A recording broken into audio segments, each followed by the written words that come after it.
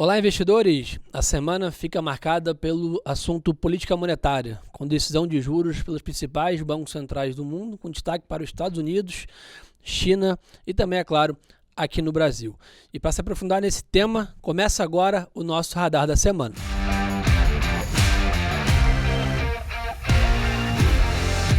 Eu sou Gerson Zorenzi e estou aqui na companhia dos nossos dois economistas feras aqui. Primeiro começar com as damas. Lu, obrigado pela parceria, é bom tê-la de volta aqui com a gente. Obrigada pelo convite, muito bacana estar aqui nessa bancada de novo. Boa.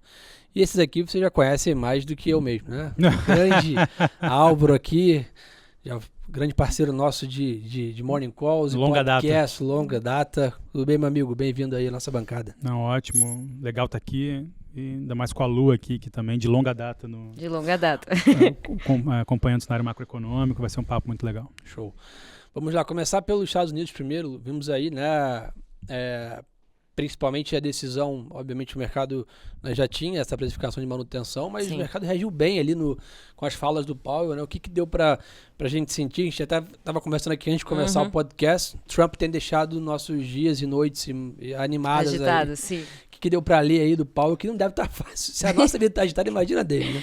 Exatamente isso. Acho que a vida, isso é algo que a gente tem comentado muito, a vida do Powell e do Fed está muito difícil.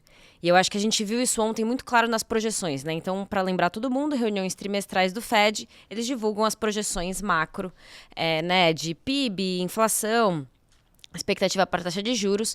E a gente viu nessas projeções como a vida do Fed não está fácil, né? Porque as revisões das projeções foram as piores combinações possíveis para um banco central. Então, foi PIB para baixo, então revisou o PIB de 2025 de 2,1 para 1,7, ainda próximo do PIB potencial, mas revisão para baixo, desemprego para cima, 4,3 para 4,4, enquanto você revisa a inflação 40 bips para cima, ali o Core PCE indo para 2,9 em 2025.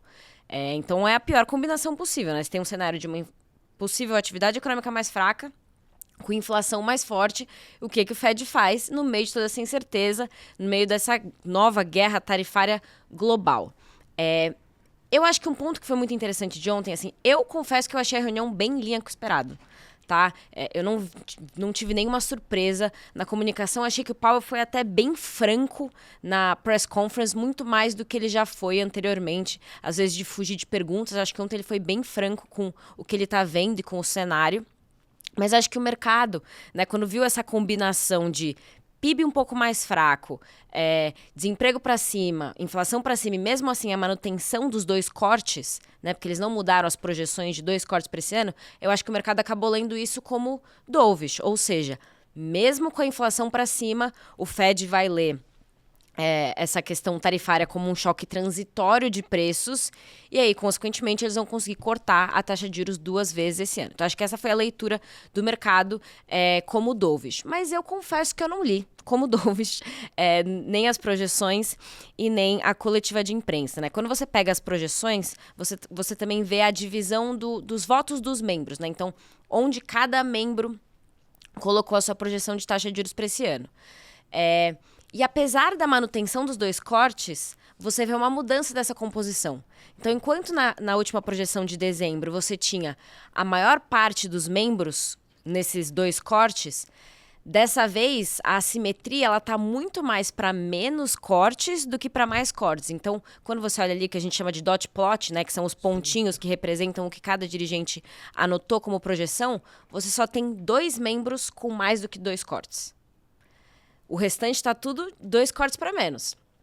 Então, você tem ali 9 membros com 2 cortes e o restante do comitê, que são 6 membros, 1 corte. 6 membros não, desculpa, acho que são 8 membros, sem cortes ou 1 corte. Então, você tem uma assimetria mais para no cuts do que para mais cortes, né? Quando você olha o dot plot. Mas, enfim, a reação de mercado, a gente sabe que talvez ela venha ali do número fechado, né? Do headline, do S&P. E eu acho que o mercado talvez estivesse esperando uma guinada mais hawkish do Fed, considerando aí que a gente viu aumento de expectativa de inflação do consumidor, todo mundo revisando a inflação para cima, e o Fed não deu essa guinada talvez tão hawkish quanto o mercado estivesse esperando, e a gente teve essa reação inicial. Mas acho que, num geral, considerando que a gente está num ambiente em que a gente sabe muito, mas a gente ainda não sabe nada, né? Porque a gente sabe o que pode vir, mas a gente ainda não sabe qual que vai ser o real impacto disso na inflação e na economia. O Fed fez o melhor que poderia fazer numa reunião nesse cenário, né? Manter a taxa inalterada. Tem pouquíssimo vantagem de tentar acertar esse futuro, né? Exatamente. Comprar esse risco de errar as projeções e piorar ainda mais a comunicação. Né? E eu acho que um ponto muito importante é que, né, o Fed ele tem um mandato duplo, que é o mercado de trabalho e a inflação. E a minha percepção com relação à coletiva de imprensa de ontem e de outras falas dos dirigentes do Fed também, é de que o Fed, nesse momento, né, pensando no balanço de riscos, enfim, para onde se ele combate a inflação ou se ele salva a economia, né? Tem essa dúvida, porque ele vai chegar nesse momento em que ele vai ter que equilibrar algum dos lados do pratinho. Eu fiquei com a percepção na coletiva de ontem que eles estão com medo, e o Powell está com esse medo, de cometer o mesmo erro que eles cometeram em 2021 e 2022, que foi classificar um choque de oferta puramente como um choque transitório de preços. Eles falam, todo mundo lembra, em 2022, o Fed falando transitório, virou a piada, né, do Fed errando do call do transitório.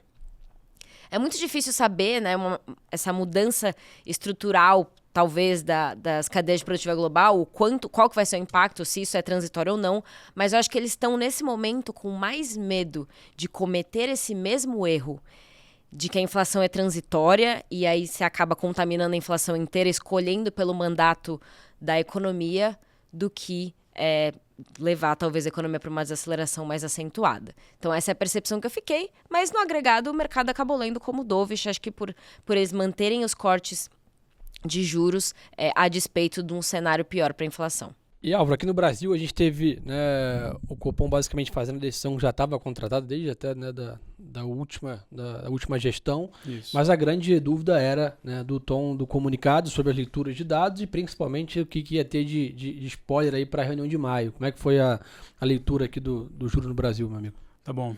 Assim, acho que o comunicado ele veio num tom correto.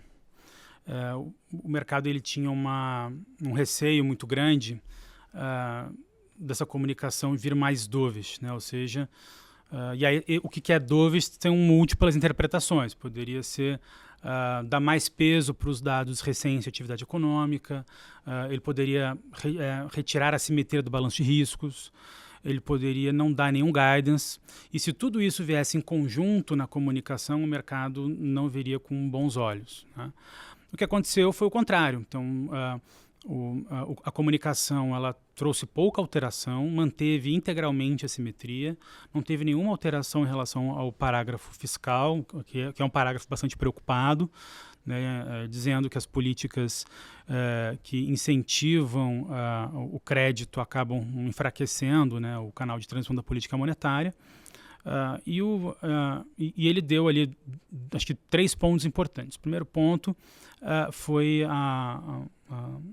indicar que as políticas comerciais dos Estados Unidos ainda têm efeitos incertos sobre os países e, consequentemente, para a trajetória de inflação, tanto dos países envolvidos quanto emergentes. Então, acho que esse reconhecimento foi uma boa saída para manter uma cautela em relação à condição de política monetária.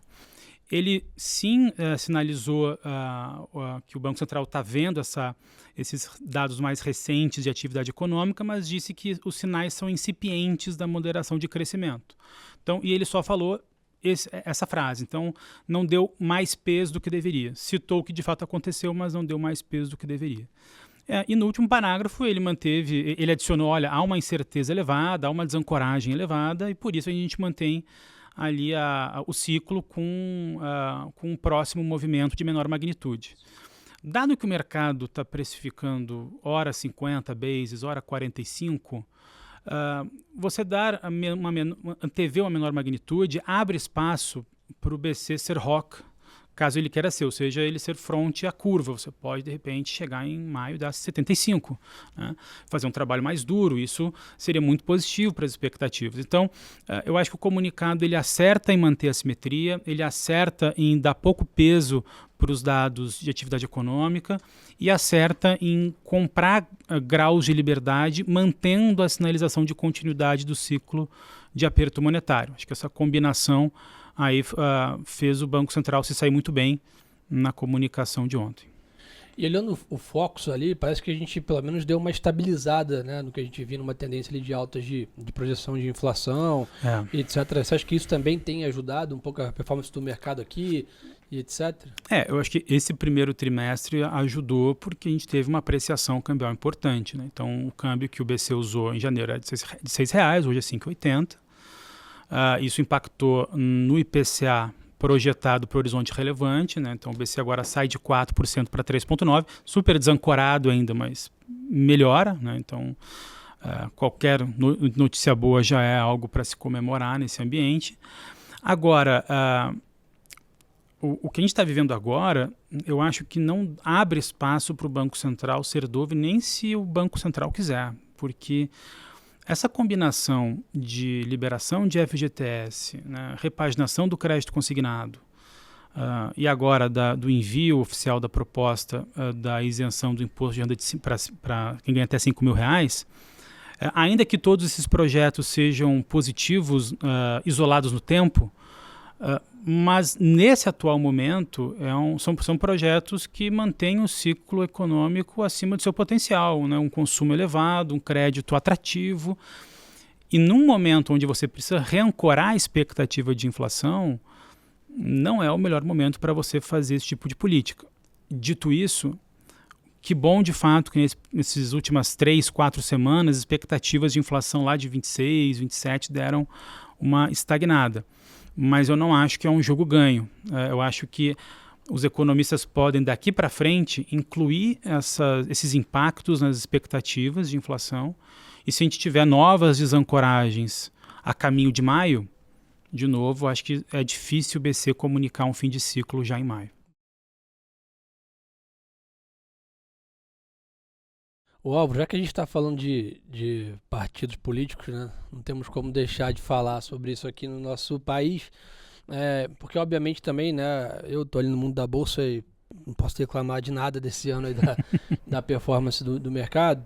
Fomos ajudados muito por uma piora até do mercado internacional, que a turma olhou um pouco mais para emergente, né, a China, eventualmente a Europa, né, parece que a turma acordou um pouquinho que não tem só Estados Unidos no mundo, e aí realizou um pouco de lucro lá, e a gente recebeu uma parte desse fluxo aqui interessante. Mas também, obviamente, tem uma parte que reflete um pouco, talvez, as pesquisas que têm saído sobre a aprovação do governo, e etc. A gente ainda tem reforçado que ainda é muito cedo para se falar de 2026, mas, obviamente, queria entender do lado da política ali, o que você tem visto de impacto de preços e questões de reforma interministeriais, etc. Legal. Assim, em relação a esse movimento que você comentou, acho que é outro ponto importante, né?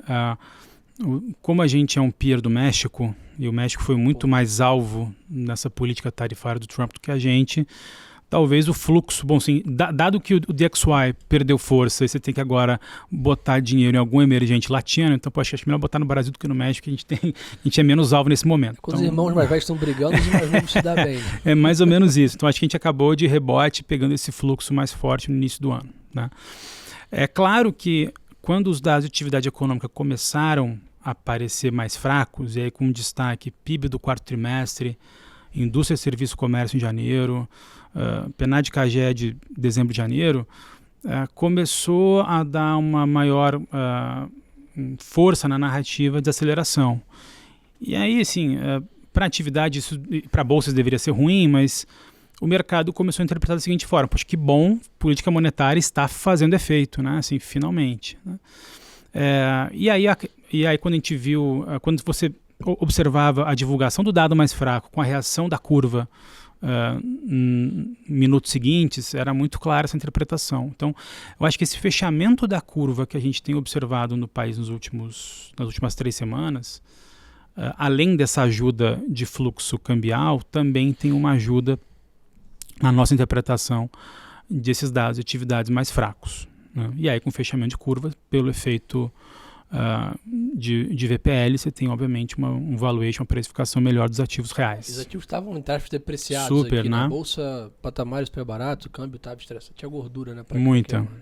Então, assim, eu acho que essa composição ajudou a trazer um ambiente um pouco mais positivo.